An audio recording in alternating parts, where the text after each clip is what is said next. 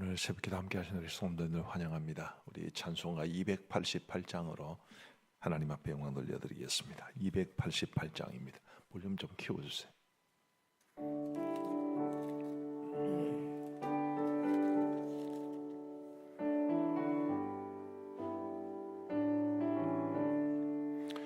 예수를 나의 구주 삼고 성령과 피로써 거듭나니 이 세상에서 내 영혼이 하늘의 영광 누리도다. 이것이 나의 간증이요 이것이 나의 찬송일세. 나 사는 더 구주를 찬송하리로다. 온전히 주께 맡긴 내 영 사랑의 음성을 듣는 중에 천사들 왕래하는 것과 하늘의 영광 보리로다. 이것이 나의 간증이요 이것이 나의 찬송일세. 나 사는 동안 끊임없이 구주를 찬송하리로다. 주 안에 기쁨 누림으로 마음의 풍랑이 잔잔하니 세상과 나는 간 곳 없고 구속한 주만 보이도다. 이것이 나의 간증이요 이것이 나의 찬송일세. 나 사는 동안 끊임없이 구주를 찬송하리로다.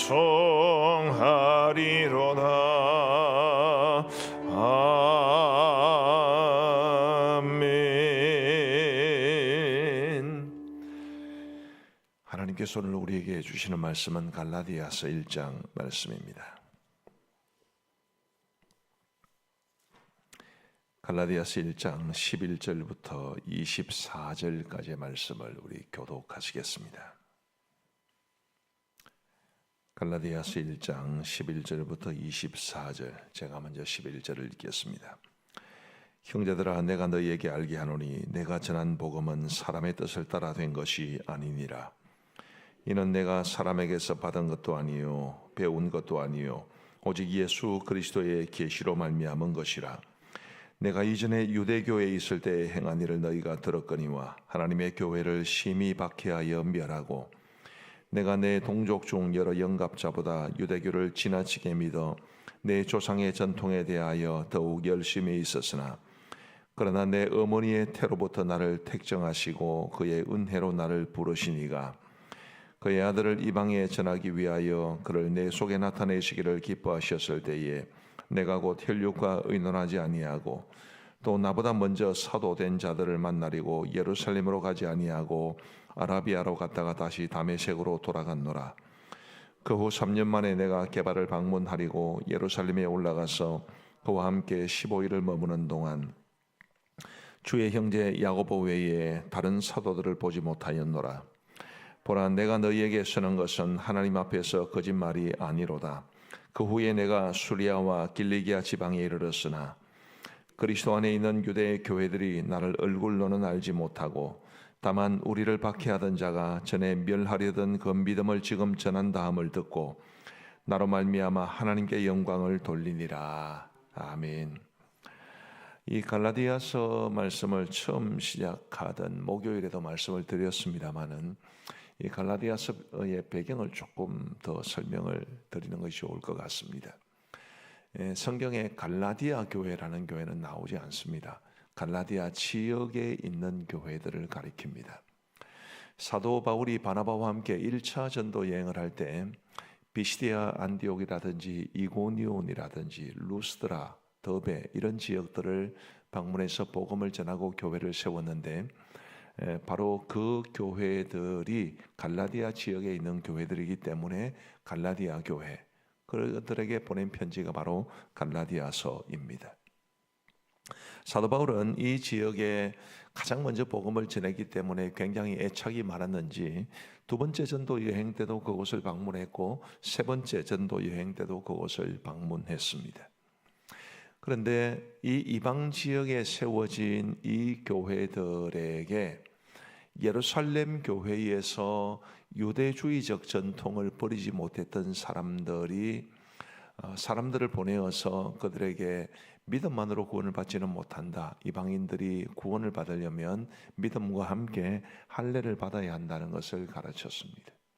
사도 바울의 입장에서는 받아들이기 힘든 주장이었는데 더 큰 문제는 그들이 예루살렘 교회가 보낸 사람들이 그곳 갈라디아 지역의 교회들에게 그 사실을 자신들의 주장을 전할 때 동시에 사도 바울의 사도권에 대해서 비난하고 그 사람은 사도가 아니다라는 식의 이야기를 전했기 때문에 사도 바울로서는 자신이 사도됨을, 자신이 하나님으로부터 계시를 받았고 그래서 우리 하나님께서 명하신 사도라는 것을 입증할 필요도 있었고 그리고 사도 바울이 전한 그 복음이야말로 참된 복음임을 말해줄 필요가 있었습니다. 그런 것이 그대로 나타나는 것이 오늘 이 본문입니다. 사도 바울이 어떻게 해서 이방인의 사도로 부름을 받았는지, 어떤 과정을 통해서 이제 그가 복음을 전하게 되었는지가 오늘 본문에 잘 기록되어 있습니다. 저는 오늘 이 짧은 설교의 제목을 바울의 간증, 바울이 전한 복음 이렇게 전해 보았습니다만은 이 바울이 전한 복음과 그리고 그의 간증이 다 녹아 있는 것이 오늘 말씀인데 이 말씀을 통해서 몇 가지 우리가 깊이 생각해야 할 주제를 좀 말씀을 드리고자 합니다. 첫 번째로 사도 바울은 정말 주께서 자신에게 주신 그 바른 복음을 수호하는 일에 최선을 다했습니다. 11절과 12절을 다시 한번 보시기를 바랍니다. 형제들아 내가 너희에게 알게 하노니 내가 전한 복음은 사람의 뜻을 따라 된 것이 아니니라. 이는 내가 사람에게서 받은 것도 아니요 배운 것도 아니요 오직 예수 그리스도의 계시로 말미암은 것이라. 내가 너희에게 전한 복음은 사람의 뜻을 따라 된 것이 아니라 예수 그리스도의 계시로 말미암은 것이라. 사도 바울이 처음 전한 그 복음이야말로 하나님께서 계시를 통해 자신에게 분명히 밝혀준 복음임을 말하고 있는 것입니다. 사도 바울의 평생은 복음을 전하는 것이었고 그리고 그 복음을 지켜내는 것이었습니다. 이것이 오늘 우리에게는 어떤 의미로 다가오겠습니까? 우리 교회는 뭐 더 이상 율법으로 구원을 받는다고 생각하는 사람은 없지 않겠습니까? 행함으로 구원을 받는다라는 생각을 가진 사람들이 조금은 있을 수도 있습니다만 그러나 지금 우리가 경계해야 할 우리가 가지고 있는 이 바른 복음을 지켜내기 위해서 경계해야 할 아주 중요한 도전은 세속화와 그리고 믿음을 편협하게 보는 이 두 가지가 아닐까 싶습니다. 세속화라는 것은 우리가 너무 이 세상의 것들에 매여서 참된 믿음에서 점점 멀어지고 있기 때문에 그것을 경계해야 된다는 것이고 믿음을 편협하게 본다는 것은 이런 뜻입니다. 사실은 믿음은 우리 삶 전부를 다스려야 되는데 믿음은 그냥 우리 마음속에서 일어나는 것이라고 보고 믿음과 우리의 삶과는 관계없는 것처럼 보는 것이 믿음을 편협하게 보는 것입니다. 위대한 종교개혁가 마틴 루터는 그런 말을 했습니다. 참된 믿음은 결코 믿음으로만 끝나지 않는다. 앞에 말한 참된 믿음이라는 것은 온전한 믿음을 가리킵니다. 뒤에 말하는 믿음은 아주 좁은 의미에서 본 믿음이지. 참된 믿음은 절대로 믿음으로만 끝나지 않습니다. 참된 믿음은 우리의 삶을 다스리고 우리의 가치관을 변화시키고 우리의 삶으로 드러나는 믿음입니다. 이런 믿음을 우리는 지켜낼 수 있어야 합니다. 세속화에 물들지 아니하고 믿음 따로 삶 따로 믿음 따로 가치관 따로 믿음 따로 말 따로 그런 편협한 믿음이 아니라 우리의 삶 전부를 다스리는 것이 바로 참된 믿음이어야 함을 우리는 지켜낼 수 있어야 하는데 오늘 이 새벽기도에 함께 하신 우리 모든 성도님들은 바로 그런 믿음이 참된 믿음인 줄 알고 그 믿음 굳게 붙잡고 살아갈 수 있게 되기를 주님의 이름으로 축복합니다. 두 번째로 오늘 말씀을 통해서 우리가 깊이 생각해 봐야 될 것은 우리만의 나만의 간증이 있는가라는 것입니다. 사도 바울은 오늘 본문에서 시종일관 그가 어떻게 해서 사도가 되었는지에 대해서 그가 어떻게 복음을 전하는 사람이 되었는지에 대해서 간증합니다. 우리에게는 이런 간증이 있을까? 내가 나 된 것은 오직 하나님의 은혜로 된 것이라 사도 바울이 고린도전서 15장 말씀에서 이야기를 했습니다마는 과연 나만의 간증이 있을까? 우리 아까 찬송가 288장을 불렀습니다만 이것이 나의 간증이요 이것이 나의 찬송일세. 오늘의 나를 되게 하신 우리 주님의 그 모든 은혜에 대한 깊은 고백, 그런 고백이 바로 우리의 간증인데 저와 여러분들에게는 이런 간증이 있게 되기를 간절히 바랍니다. 엄마 아빠가 가라해서 간 교회 가다 보니 그저 습관처럼 굳어버린 신앙생활 그런 게 아니라 정말 내가 예수님 어떻게 만났는지 그 예수님께서 나의 삶을 어떻게 인도해 오셨는지 지금의 나는 어떻게 하나님께서 빚으셔서 그 결과로 나타나게 되었는지에 대해서 우리 하나님 앞에나 사람 앞에서나 깊이 간증할 수 있는 저와 여러분들 되시기를 간절히 바랍니다. 종종 사람들이 이제 간증이라고 하면 좀 오해하시는 게 있는 것 같아요. 간증이라는 것은 결국 잘된 자신의 모습을 이야기하는 것이라고 생각하는 분들이 꽤 있습니다만은 그렇지는 않습니다. 실패와 좌절도 간증 속에는 포함되어야 되지요. 사도 바울도 처음 간증을 할 때 이렇게 말합니다. 13절에 보시면 내가 이전에 유대교회에 있을 때 행한 일을 너희가 들었거니와 하나님의 교회를 심히 박해하여 멸하고 그의 간증에서 제일 처음 나오는 것이 내가 원래 교회를 핍박하던 사람이었다라는 것입니다. 숨기고 싶은 과거가 아니겠습니까? 그러나 그런 것을 숨기지를 않고 오히려 제일 먼저 드러냅니다. 내가 원래 이런 사람이었습니다. 하나님께서 은혜로 나를 나되게 해 주셨습니다. 그런 고백을 하고 있는 거죠. 우리가 정말 하나님의 은혜로 오늘 여기까지 왔는데 그런 나의 지나간 삶의 여정 속에서 함께 하신 주님의 은혜를 드러내는 것 그게 바로 간증입니다. 내가 뭐 이렇게 해서 저렇게 훌륭하고 잘되고 그래서 하나님께 감사드리고 감사와 찬양인 듯 한데 결국은 지자랑밖에 안 되는 그런 게 간증이 아니고 나를 나되게 하신 우리 주님의 그 은혜의 흔적을 고백하는 그런 간증이 저와 여러분 모두에게 있게 되기를 우리 주님의 이름으로 축복합니다. 마지막 세 번째로 14절 말씀을 한번 보십시다. 내가 내 동족 중 여러 영갑자보다 유대교를 지나치게 믿어 내 조상의 전통에 대하여 더욱 열심히 있었으나 아까 13절 말씀을 읽었습니다마는 13절과 14절을 묶어서 생각해 보면 사도 바울이 교회를 핍박할 때 스데반을 죽이는 일에 앞장서고 그리고 대제사장으로부터 허락을 받아서 멀리 다메섹이라는 곳에까지 예수님 믿는 사람들을 잡기 위해서 갈 만큼 그렇게 열심히 있었는데 그 열심이 그는 하나님을 위한 것이라고 생각했던 것입니다. 여러 많은 목사님들의 이야기를 들어보면 목회하는데 제일 걸림돌이 되는 사람이 누구냐 하면 자기 열심에 취해 있는 사람입니다. 사도 바울이 예수님 만나기 전에 그런 사람이었어요. 자기는 그게 하나님을 위한 것이라고 생각했습니다. 자기는 그게 하나님을 위한 열심이라고 생각을 했습니다. 근데 결과적으로는 그게 주님의 몸된 교회를 박해하는 것이었고, 더 나아가서 다메섹 도상에서 그를 만나 주었던 예수님께서 직접 말씀해 주셨듯이 네가 나를 왜 핍박하느냐, 주님을 핍박하는 것이었습니다. 오늘 우리가 열심을 내는 것 좋죠. 마땅히 열심을 내어야 합니다. 열심을 품고 주를 숨기라. 그것이 이번 우리 고신총회의 주제 기도였습니다. 열심을 내야죠. 그러나 늘 조심해야 될 것은 이게 우리 주님이 기뻐하실 만한 것인가, 아니면 나만의 열심인가.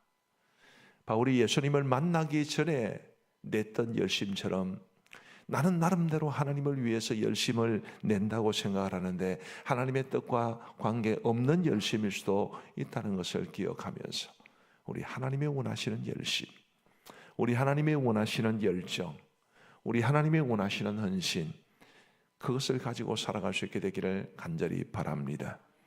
흔히 속도와 속력의 차이를 이렇게 말합니다. 방향이 있고 없고.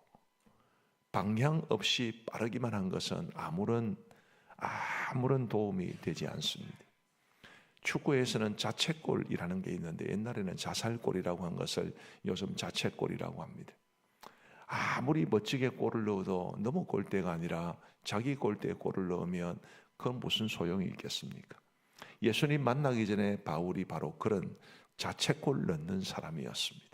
하나님을 위한 열심이라고 생각했지만 실제로는 교회와 그리스도를 박해하는, 유감스럽게도 오늘 우리에게도 언제든지 이런 모습이 나타날 수 있습니다.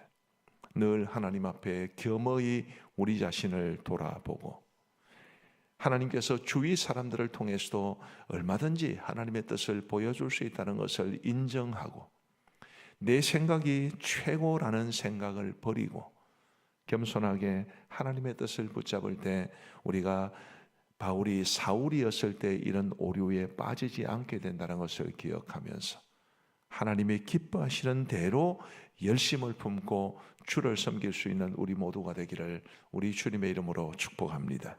기도하시겠습니다. 우리 하나님 아버지, 감사합니다.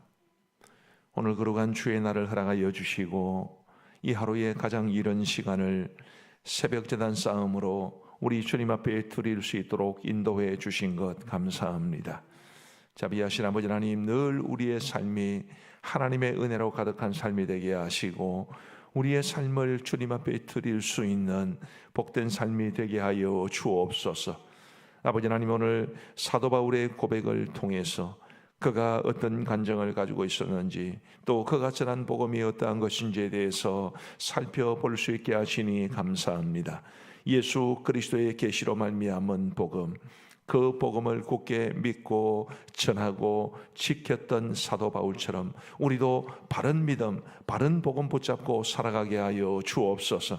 오늘날 복음이, 그리고 믿음이 이 세상의 세속화에 거친 도전을 받고 있습니다.